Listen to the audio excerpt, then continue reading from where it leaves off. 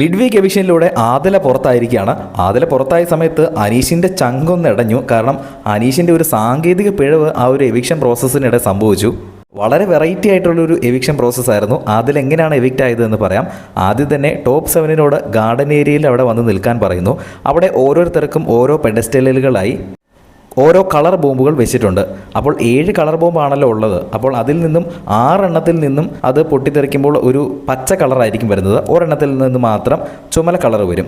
പൊട്ടിത്തെറിക്കത്തൊന്നുമില്ല, അതായത് സ്മോക്ക് ഇങ്ങനെ പൊങ്ങി വരത്തേ ഉള്ളൂ. അപ്പോൾ ആ ചുമല കളർ സ്മോക്ക് വന്ന ആളായിരിക്കും പുറത്തേക്ക് പോകുന്നത്. അപ്പോൾ ആ ഒരു കളർ ബോംബിൽ മഞ്ഞ വയറുണ്ട്. അപ്പോൾ അവർക്ക് കൊടുത്തിരിക്കുന്ന പ്ലെയർ വെച്ച് ആ ഒരു മഞ്ഞ വയർ കട്ട് ചെയ്യുമ്പോഴാണ് ഈ സ്മോക്ക് വരുന്നത്. ആദ്യം തന്നെ നിവിനോടും ഷാനവാസിനോടുമാണ് കട്ട് ചെയ്യാൻ പറഞ്ഞത്. അവർ രണ്ടുപേരും പച്ച കളർ വന്ന് സേവ് ആകുന്നു. അത് കഴിഞ്ഞ് അനീഷിനോടും അനുമോളോടും പറയുന്നു. അനുമോൾ പച്ച കളർ വന്ന് സേവ് ആകുന്നു. പക്ഷേ അനീഷിൻ്റെ പുകയൊന്നും വന്നില്ല. അതൊരു സാങ്കേതിക പിഴവായിരുന്നു. പക്ഷേ അനീഷ് ഉറപ്പിച്ചു ഞാനാണ് പോകുന്നതെന്ന് പറഞ്ഞ് ഉറപ്പിച്ചിങ്ങനെ നിൽക്കുകയാണ്. അത് കഴിഞ്ഞ് അക്ബറും നൂറയും ആദിലയും ഒരുമിച്ച് ആ ഒരു വയർ കട്ട് ചെയ്തപ്പോൾ ആദിലയുടെ ചുമല സ്മോക്ക് പൊങ്ങി വന്നു. അങ്ങനെ ആദില എവിക്റ്റായി എന്ന് എല്ലാവർക്കും മനസ്സിലായി. പിന്നീട് ബിഗ് ബോസ് അനൗൺസ് ചെയ്തു അനീഷിൻ്റെ ഒരു സാങ്കേതിക പിഴവായിരുന്നു എന്നുള്ള കാര്യം. അങ്ങനെ ആദില മിഡ് വീക്ക് എവിക്ഷനിലൂടെ ഈ ആഴ്ച പുറത്തേക്ക് പോയിരിക്കുകയാണ്. കൂടുതൽ അപ്ഡേറ്റുകളുമായി വീണ്ടും വരാം.